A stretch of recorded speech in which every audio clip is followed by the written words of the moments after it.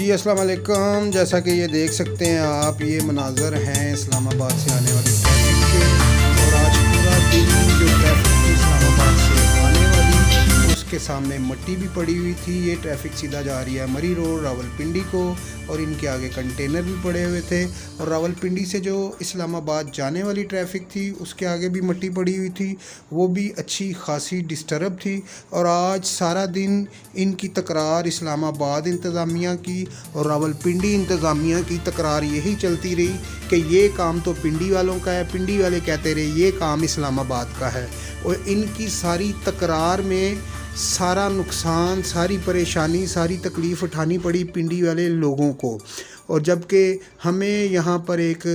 Police اہلکار warden ملے تو ان کا بھی ہمیں یہی بتانا تھا کہ یہ دیکھیں جی، ہمیں تو ڈی ایس پی صاحب نے، راولپنڈی ڈی ایس پی صاحب نے ہمیں آرڈر کیے ہیں کہ ہم یہ کام کروائیں، اور ابھی مشینری آئی ہے اور ہم کام کروا رہے ہیں،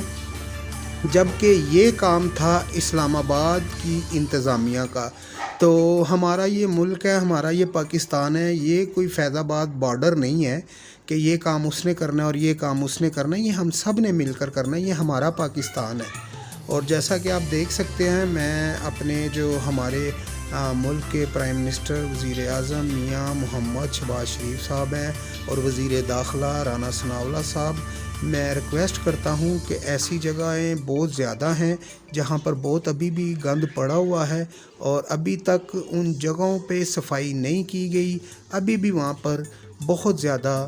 مٹی پڑی ہوئی ہے، رستے خراب ہیں۔ اور جو اسلام آباد سے آنے والی روڈ ہے،